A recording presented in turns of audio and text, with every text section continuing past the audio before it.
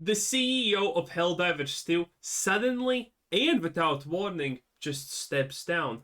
Or maybe this was not sudden and unexpected at all.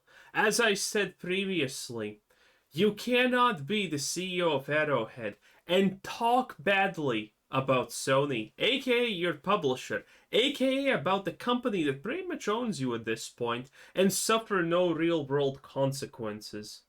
Ladies and gentlemen, hello and welcome to the channel, and we have got some massive news for Helldivers 2. The CEO is stepping down. All right, guys, welcome to the channel. Let me break this down because this is actually really good news for the game, and it means we'll be getting more content, faster content, better content, and hopefully balanced weapons. So let me break all of this down. Johan dropped this over on X. Hey everyone, big update. I've decided to hire Shams Jorjani as the new CEO of Arrowhead. We go way back, and I wouldn't trust the business in any other hands than his. And he comes with an impressive resume and love for games. But what about me and my involvement in Helldivers 2? Well, I'm glad you asked. I am taking the role of Chief Creative Officer, which means I will spend more time with the team and 100% of my focus on the games and community. So you're probably wondering who Shams is. Well, Shams... Very interesting choice to step down as CEO, insert someone else, and be more on the creative side. Now, you would think that this makes sense, but in reality, that does not make a lot of sense at all. You can still be CEO, hire someone to do specific CEO activities on your behalf, and, well, you can just concentrate on the creative side of things. That is something you can do, and by doing that, you control your job security way more, and you're in a way better position. So a change like this is very strange, and doesn't make a lot of sense from the standpoint of a person who, actually cares about getting paid ever in his life. Has got a massive resume. I'll link to this in the video description below. But basically, he was integral with the very early stages of Paradox, and was very notably involved in Magicka, which of course was Arrowhead's first game. So in a lot of ways, this is sort of coming full circle, I guess. Anyway, this is taken from a gamesindustry.biz interview. Again, there's a link to this in the video description below. But this is what Shams is all about and what he says he is bringing to the game. What I'll be bringing to the table is organization and leadership. What I did at Paradox, where I joined as the 23rd person and then helped grow the company into the behemoth it was about organization, leadership, and business focus. It's a lot, and frankly, the boring business administration stuff that is a necessary part of running a company, which is hard to do when you're also juggling the chairman hat and the creative director's hat, and also being the one who is in the trenches doing a lot of the designing that Johan has been doing over the years. That actually seems true. That is, well, not seems true. That is a true statement, though. So once again, there's a link to all of this stuff in the video description below, but I want to break down some elements of two interviews that are over on GameIndustry.biz. So the first one... Oh, we want to be the next FromSoft or Blizzard. I don't know if you want to tell people we want to be like Blizzard. That's not good at all. One is this, right? A bit of an interesting title. Arrowhead Games, we want to be the next From Software or Blizzard. Helldivers 2 developer on handling the shock success of its game and its thirst for more. So on the face of it, if any of you guys have been following Blizzard recently, you'd be like, what? Who would want to become Blizzard? Well, exactly. That's not what they mean by this. Essentially, what they're trying to say is they want to become a studio where people want to join because it's, the Blizzard of old. It's hit after hit. It's revolutionary games. It's innovative games. It's not just... The cool Blizzard with cubicle crawls and butt plugs on company trips is gone. Now it's just a desperate shell of purple-haired nonsense and probably talks about how children are cute. In the very bad way. Traps and things like that, which it typically is in this day and age. And obviously From Software goes without saying. I mean, look at Dark Souls, look at Elden Ring. I mean, I think everyone on the planet is looking forward to the expansion to Elden Ring. I mean, you'd be crazy if you're not. So you can understand wanting to be like those studios. We pride ourselves on being an independent studio, Johan says. We have to see what the future holds, but there is nothing in the plans where we want to be acquired by somebody. I want to see how high we can fly, and bringing Shams on board, we have a good potential to realize that future of turning us into the next From Software or Blizzard. Shams adds, the goal of the studio is to make really great co-op games. We really want to turn Arrowhead into a flagship studio where people who want to make these kind of games say to themselves, I want to work at Arrowhead. When we're growing up, we really wanted to work at Blizzard. It was one of the bucket list places to work at. I think Arrowhead has the potential to be that. But that doesn't mean we have to be a 500-person company. In fact, a 500-person company is quite painful in a lot of ways. We will see growth. That is true. But growth as the bigger the company, the less you can do certain things, the less certain things can even be done. And the more the company splits into, well, pretty much opposing factions that kind of only care about themselves and wish that everyone else fails. Means to an end, to it means as an end, I should say, not as an end to itself. We don't have plans to go public, none of those shenanigans. Measured growth that allows us to make an amazing game and be a good place to work. Johan concludes, we don't run the business for monetary gain. The humbleness and the desire to just make great games is the only reason we exist. Ah, now I get it. So Johan most likely still is the owner of the company. And, you know, he's not giving any... Well, he's probably giving shares to the CEO. That's typically how things happen. If someone's really good and whatnot, they get a cut of the company. You can do that. Even if the company is not publicly traded, you can still have shares in a company that people can receive. So, very interesting how all of this works.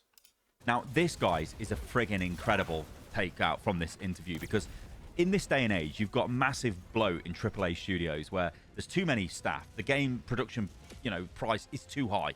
They're paying massive wages. They're paying, massive amounts of people. They're trying to get this money back through really expensive box prices of games or crazy amounts of monetization. You see this in every AAA game at the moment. So there is a correction which is happening throughout the industry. And this year, we've seen the rise of games like Helldivers, where they're...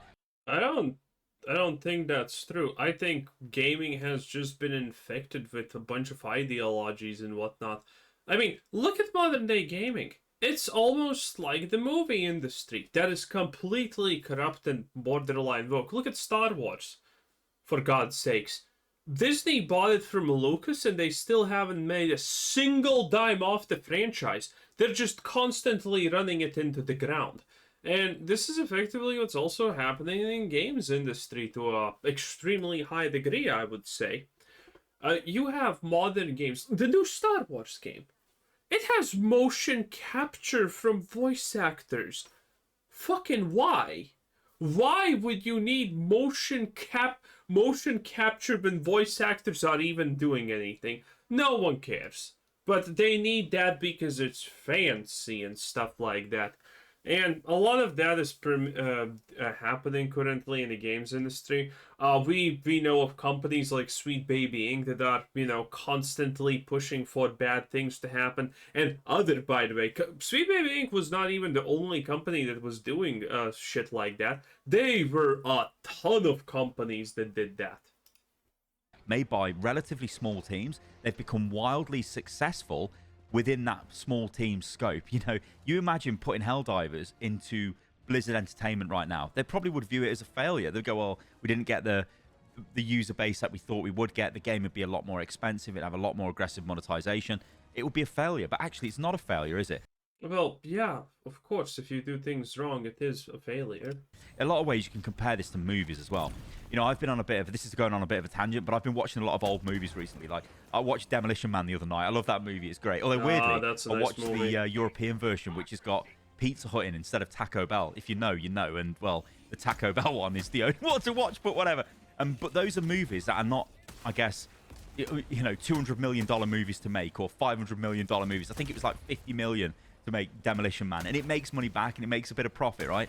It's fine, but those days are kind of gone with movies because it's all about, we need $1 billion in revenue, so we need another Marvel film, we need another like stupid film like that, which has got like massive high production costs. And gaming went the same way. You know what's the best part about that? This is true, movies and all of those things want to get their $1 billion in box sales and stupid crap like that. but they don't. And this again, this is super prevalent in movies, especially Disney. Disney lost 3 billion last year. They know why. They know that wokeism is a real thing that's happening with their movies and every show that they make and whatnot. Like, have you seen The Acolyte? Dude, you have to play Spot the White Man in that thing because they don't exist. They're a rare breed or whatever now at this point. And they know that this is a problem. They know that no one likes it. They know that the current audiences that actually think that, Disney is good, that Star Wars is good, that Blizzard even probably knows this about Diablo, the Diablo 4 fan base currently that thinks the game is amazing, that they're pathetic mouth breathers that have no future and don't matter because every normal person fucking hates it nowadays. Or at the bare minimum, don't care about it at all. They know the reasons for the money that they are losing, and yet they still don't care. They still don't care. Have you seen? Remember the ugly Snow White? Yeah. Now we have even an uglier one. I forgot who she is, who she was supposed to be, but man, we have even a worse one now. It's like we need another Call of Duty. We need, everything is just way, way expensive. But yeah, there's obviously a space. Imagine if you've got a company where you go, okay, Helldivers, I'm making these figures up, but let's just say they've made $250 million. Oh, that's a lot of money. That's a hell of a lot of money, right? Imagine if their profit was $150 million or something, right? Again, I'm just making these figures up.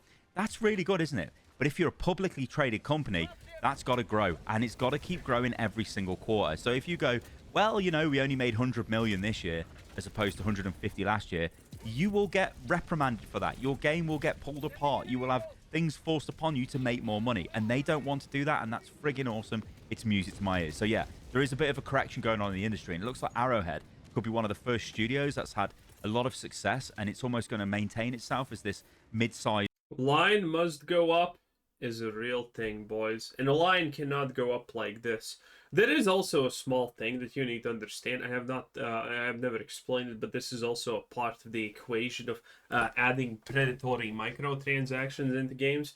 When you're someone like Blizzard, you care about all of your big studios, aka you care about Blizzard, you care about Candy Crush, whoever owns that, and you care about the other subsidiaries that are actually big. And all of them fall under a certain name when it comes to revenue. For example, online shit. And when someone is not getting enough in their online revenue, in their yearly churn, so to speak, well, they need to make up for it. Which means, well, if this game is not making enough, even though it's making enough money actually on its own, other games need to kind of subsidize for the shortcomings of different games. And this is why you can have predatory microtransactions put into games that are seemingly currently doing good and whatnot.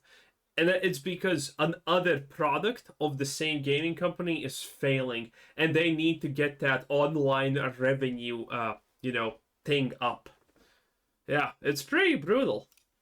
small size studio, I guess you could say. I don't want to say micro studio, but like a much smaller offering that is doing what it's really good at, and it is delivering really good games. It's not all sunshine and roses though, is it? Because when you grow, well, there's certain growing pains. Johan says this: the big difference is the amount of threats and rude behavior that people in the studio are getting from some really shitty individuals within the community. And the simple reality is, nobody is equipped to deal with a massive amount of communication coming their way, especially when it's on something that you have produced. I can kind of understand this myself, being in the position I've been throughout the years. I make videos. It is still a creative thing. You put it together, you look at the feedback from people, and yeah, overwhelmingly, it's positive, but you do get negative comments, and sometimes... Oh yeah, this is for sure. For example, currently, the only people left playing Diablo are mouth breathers and meat puppets again, for the most part. You know, people who are actively defending our Diablo 4 are pretty much literally only that. You know, normal people are still playing Diablo 4. I'm playing Diablo 4. I haven't played in 3 days, but you know, I'm gonna. You know, it's happening anytime soon. You know, anytime. And you know, when your player base is just a bunch of idiots and the ravenous idiots who protect their thing, and there's no decent people left playing your game almost, yeah, the player base is gonna do a lot of wild stuff. For example, again, you can't make a video about Diablo 4 in any negative capacity, because considering the only people left playing the game are as previously described, they're just gonna be really mad about it. Things can get out of your control and you end up sort of swamped in a lot of negative comments, and it really does have a mental impact on you. It can really mentally drain you at times, and it is a very difficult position to be in. But you imagine amplifying that tenfold, 100-fold, 1,000-fold, and then somebody who has no experience with any kind of exposure like this suddenly getting bombarded with a load of comments.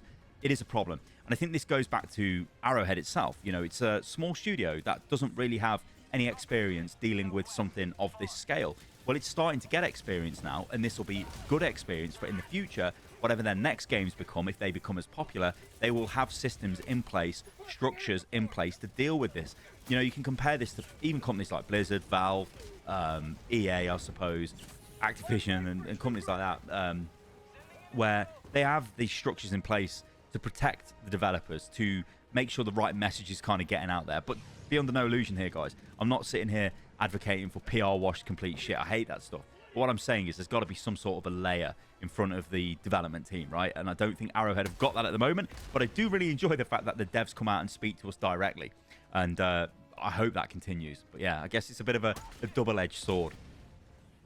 So Johan has been active on Twitter, and this is awesome because he gives us a ton of insight. He gets asked this: does this mean that weapon rebalancing will get the attention it deserves with you taking a more involved role? And he simply says, yes, that's the plan. So there you go. Music to my ears. Johan is going to get in there and sort out the mess of... Can he actually sort out the weapon balance issues?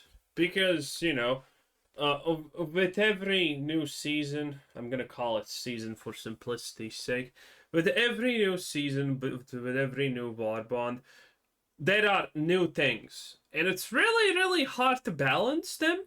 And it's really, really hard to make a new weapon that doesn't seem just like a reskin of an old weapon and things of that nature. So, is balancing weapons even actually possible at this point? Because when you have 50 different weapons, balancing does kind of become a little bit tedious. Considering, well, what are the ways to balance weapons? Shooting speed, shooting damage, pretty much accuracy. And if you want to be super in-depth about things, accuracy at ranges and, you know, things of that nature, which is kind of crazy, okay? Not really easy to do. The weapons in Helldivers 2. So you get away from the CEO parts to focus on your passion. Great. After all, doing both should have been stressful. Now off to have your fun, right? And Johan says, yeah, I hit burnout a couple of times, but now I will ensure I focus my energy on where it is best directed. Now, I think this probably alludes to everything that's been going on with the game, right? If Johan was acting basically as the game's director, also acting as the studio head, when you've got things like the PSN drama, you've got problems with community managers, you've got all these other issues, you've got to deal with those as well as the game stuff. And maybe things were being delegated to people that were not in a position to make the right calls, and that might be why certain things have changed in the game over the last couple of weeks. Now Johan is back to take control. You need to ensure... Well, there is a chance that this actually is going to go like they kind of plan. But, hey, remember one thing. When I heard that the CEO stepped down, I assumed that Sony's instantaneously doing bad things. But, yeah, trust me, okay? Even if this is not Sony's doing, if they don't want to force him to step down or whatever, hey, Sony's gonna find a way to screw Helldivers 2 over, and the people responsible for them looking bad, even if that bad didn't really matter for them at all. They're gonna find a way, boys. They are gonna find a way. These things, you can't just do something like that and then not get punished in some way or form. Or more content to retain player base. I wish you the best of luck. Helldivers is an amazing game. And he says, yeah, longer lasting content as well. And this is true. Content, like the worst thing in modern live service games is when content is added and then it is just blasted through instantly and you've got no interest, or it's added then taken away. That's terrible. So I think this goes without saying, right? Helldivers at the moment is that's like a direct jab at Destiny sunsetting, I feel like. Suffering its lowest average player numbers since launch on Steam. I'm not sure what the PlayStation numbers are, but Steam numbers are trending down. You know, we used to get easily over 100,000 peak every day. We don't get that anymore. This is because, and it simply is this, there isn't enough levels to play on. There isn't enough maps. There isn't enough varied maps. Yeah, we've got loads of planets, but it's all the same kind of tile set, and it's all the same sort of map generation. After a while, it gets a bit boring. We need different stuff. We need newer weapons. We need more engaging ways to play the game. We need better major orders. All of this stuff will come, and hopefully... I mean, we have to admit, Helldivers 2 has lasted way longer than anyone expected. Palworld also lasted way longer than anyone expected. But this was an inevitability that was gonna happen sooner or later. And it's now later. Sooner passed, now it's later. And, you know, the drop-off is gonna happen. A lot of people actually also left because of the PSN stuff and whatnot. A lot of people did not give them a second chance. You can see it by the dislike ratio, by the way. The like ratio did not really it was huge, don't get me wrong, but the likes did not outpace the dislikes at the very end anyway. So it is something to remember. People just left. That was a huge blow. So can't play Helldivers in a bunch of countries now also. It's gonna be hard. With Johan back in charge of that and just solely focusing on that, which I'm sure this is what he was doing before the game went live, we could see a renaissance of the game. Big congratulations. Few questions here. Will you still work with PlayStation in the future? Arrowhead is still a second-party studio working with Helldivers and PlayStation. Where is the new Helldivers faction? Big congratulations. Johan says, yes, our partnership with PlayStation is strong and we will continue working together on Helldivers 2. Still second party. So yeah, not a first party studio, still a second party studio, and obviously doesn't answer the other questions there. What is the goal with this new position switch? How are things going to be different? To let me focus more on games and not have to deal with HR policies and quarterly business reports, which I think says it all. Start by making armors have actual interesting stats. Too many are just copies. All the guns in the Polar Warband are meh or bad. Best addition was the grenade. Can the bots or bugs attack other planets instead of moving in a straight line towards Super Earth? And he agrees on all points. And again, this goes back to making changes to things in the... Now, you know what's the best part about Helldivers? I have talked about this many times, but Helldivers has so many ways of just creating big content that would be like, whoa, and everyone who has played this game is gonna come back. Again, I still feel that there could be like special raid style of missions where literally 40 people get dropped on a planet. And then you need to destroy some kind of mega bug or something of that sort. You know, it's a ginormous endeavor. Something like that. I feel something like that would be beyond cool. And they have the ability to do that. They 100% have the ability to do that.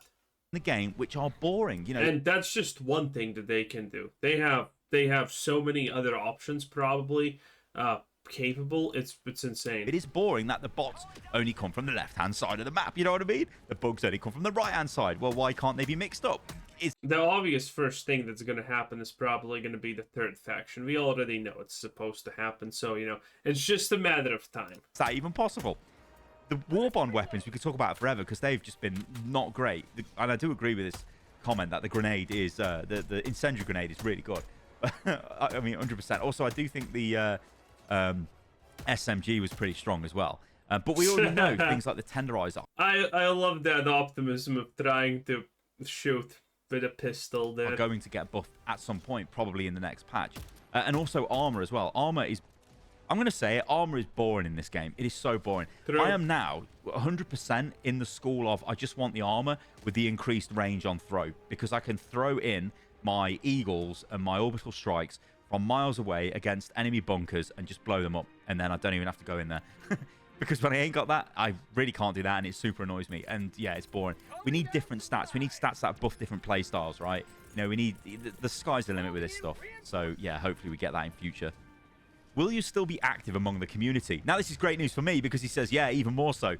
This will be great, right? We want Johan to be unleashed because we want to know what he's thinking. We want to know what the game development team are thinking. We want to know what they're working on. We want to see new stuff. We want to see it. Just give it us. So this is great news. He was asked about going public, and again, this was sort of answered in the interview section at the top of the video that we covered, but I think it is worth going over this again. And he says, no, we're not going public. It doesn't make sense for a dev studio and has never paid off. We will double down on what makes Helldivers 2 great. Now, that is good, because, again, when it's a publicly traded company, aka on stock market, line go up is a real thing. Again, and you don't want these spikes, as I have been saying constantly for how long now. But if you're a privately held enterprise, well, congratulations. You very much like line go up like this. Because the line doesn't go down like this. There is no magical line that goes down like this. Unless you're looking at the profit line. But you understand that you did something amazing and line go up like this, that's going in your pocket, baby, okay? So every spike in the line is amazing and good. And that is the power of a privately held company. They don't need to make it that every quarter the line goes up. They can keep it that, hey, okay, we're not gonna make that much revenue for, you know, the next half a year, but then we're making it big. Or things like that. They have no one to convince except the owner of the company. And that's pretty much it. And that's amazing. That is the power of, you know, a non-publicly traded company. Look at Valve. Valve doesn't need to try and nickel and dime their customers. Valve can just, you know, give a decent service, not improve on anything, and allow their opposition to shoot themselves in the foot because they constantly need to try to nickel and dime things so the revenue goes up, because the revenue going up in games like this is the easiest way of saying, yes, investors should invest in our garbage dumpster fire. That's just life. That is just life. I honestly think that's it for Helldivers, too. I don't know. Again, Sony is still going to find a way to punish Arrowhead for throwing, effectively just kind of humiliating them. It's gonna happen. That something will happen. I am 100% sure, by the way, already. Never talked about this, but the fact that Arrowhead most likely broke some kind of part of agreement with Sony, that Sony even got involved with them in the first place. I'm pretty sure there's already that, but again, these things do not get unpunished.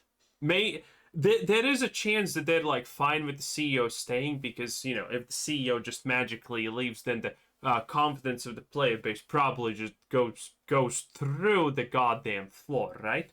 So there is a chance that they asked him to step down because they can. Because remember, you sign these contracts. You do X, you get X back. And now the Arrowhead CEO has broken this contract. And now Sony has the full legal justification of not doing a part, punishing them for, in the way of a fine or something like that, or, whatever the hell is stipulated in that contract. But you need to understand contracts. Contracts are not legal definitions by a country. They don't have a 100% counter reaction to something being wrong, broken, or whatever. If Arrowhead do something wrong and Sony has the opportunity to punish them for breach of contract, they can choose to not enforce it. Yeah. So, a lot of manipulations most likely are happening behind the scenes that we do not know about. Because there is no way Sony's just gonna sit idly back and take this. Anyway, this is Quizzer saying thanks for watching. Subscribe if you haven't already. Have a nice day. Bye-bye. And that was Stylosa. Nice.